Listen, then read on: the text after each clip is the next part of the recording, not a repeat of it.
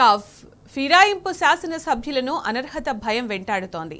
వలస ఎమ్మెల్యేల అంశం హైకోర్టులో పెండింగ్లో ఉండడంతో ఎలాంటి తీర్పు వస్తుందోనన్న టెన్షన్ వారిలో నెలకొంది. ఒకవైపు అనర్హత వేటు భయపెడుతుండగా మరోవైపు పార్టీ మారి తప్పు చేశామా అన్న అంతర్మథనంలో కొంతమంది ఎమ్మెల్యేలు ఉన్నట్లు టాక్. హస్తం పాలిటిక్స్ లో ఇమడలేక సదరు శాసనసభ్యులు బేజారవుతున్నారన్న వాదన వినిపిస్తోంది.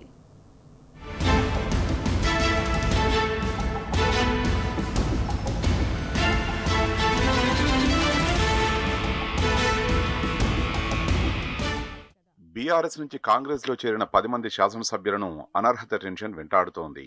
పార్టీ ఫిరాయించిన ఎమ్మెల్యేలను డిస్క్వాలిఫై చేయాలంటూ బీఆర్ఎస్ ఎమ్మెల్యేలతో పాటు ప్రజాశాంతి పార్టీ అధ్యక్షుడు కేఏ పాల్ హైకోర్టు మెట్లెక్కారు. ఇరు వర్గాల వాదనలను విన్న హైకోర్టు తుది తీర్పును పెండింగ్ లో పెట్టింది. అయితే ఇప్పుడు న్యాయస్థానం ఎలాంటి తీర్పు ఇస్తుందోనన్న టెన్షన్ వలస శాసనసభ్యులను వెంటాడుతోందట.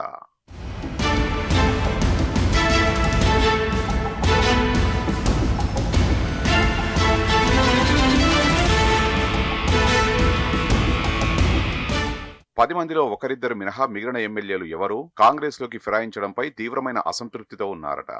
పార్టీ మారిన శాసనసభ్యుల సమస్యల పరిష్కారం కోసం పోచారం శ్రీనివాసరెడ్డిని చైర్మన్ గా సీఎం ప్రకటించారని టాక్. ఏ సమస్య ఉన్నా పోచారంతో చెప్పుకోవాలని సూచించినట్లు సమాచారం. పోచారం ఇంటికి వెళ్లిన సమయంలో స్వయంగా సీఎం రేవంత్ ఈ మాట చెప్పినట్లు టాక్. ఇలా చెప్పి 3 నెలలైనా పార్టీ ఫిరాయించిన ఎమ్మెల్యేల మీటింగ్ మాత్రం ఇంతవరకు జరగలేదట. అందుకు ప్రధాన కారణం ఫిరాయింపు శాసనసభ్యులకు స్థానికంగా ఉన్న సమస్యలే కారణమన్న గుసగుసలు వినిపిస్తున్నాయి.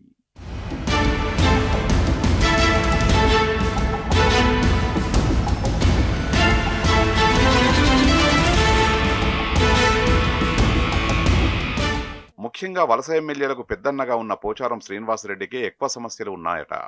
బాన్స్వాడ నియోజకవర్గ కాంగ్రెస్ లో ఒకే వరలో 3 కత్తులున్నాయన్న సటైర్లు వినిపిస్తున్నాయి.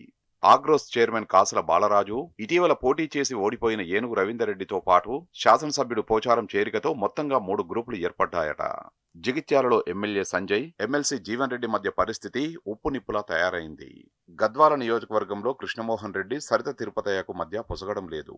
ఇలా చాలా నియోజకవర్గాల్లో ఫిరాయింపు ఎమ్మెల్యేలకు, ఎన్నికల్లో పోటీ చేసిన అభ్యర్థులకు మధ్య వివాదం నడుస్తోంది.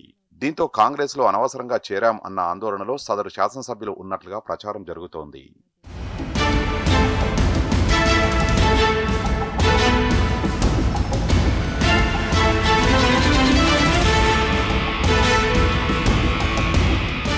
కాంగ్రెస్ లో హడావిడిగా ఫిరాయించామా అంటూ సదరు ఎమ్మెల్యేల్లో అంతర్మదనం మొదలైందన్న మాట వినిపిస్తోంది. హస్తం పార్టీలో ఆశించిన ప్రయారిటీ దక్కడం లేదన్న భావనతో వారు టెన్షన్ పడుతున్నారట. బీఆర్ఎస్ లో మంచి ప్రయారిటీ వదులుకొని కాంగ్రెస్ లో చేరితే రేవంత్ సర్కారు పట్టించుకోకపోవడంతో వారంతా పరేషాన్ అవుతున్నట్లు టాక్. పార్టీలో చేరకముందు ఒకలా, చేరాక మరోలా కాంగ్రెస్ నేతలు వ్యవహరిస్తుండడంపై సదరు శాసనసభ్యులు గుర్రుగా ఉన్నారని సమాచారం. అనవసరంగా పార్టీ మారి తప్పు చేశామా అన్న భావనలో కొందరు ఎమ్మెల్యేలు ఉన్నారట. దీనికి ప్రధానంగా 2 కారణాలు కనిపిస్తున్నాయి. కాంగ్రెస్ నుంచి పోటీ చేసి ఓడిన అభ్యర్థుల నుంచి సిట్టింగ్ ఎమ్మెల్యేలకు గడ్డు పరిస్థితులు ఎదురవుతున్నాయట.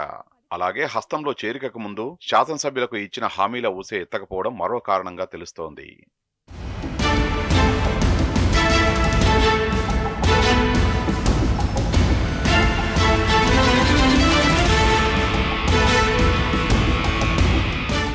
ఫిరాయింపు శాసనసభ్యులకు అది చేస్తాం ఇది చేస్తామంటూ ఊరించి ఇప్పుడు కాంగ్రెస్ సుసూర్మనిపించిందన్న వాదన వినిపిస్తోంది.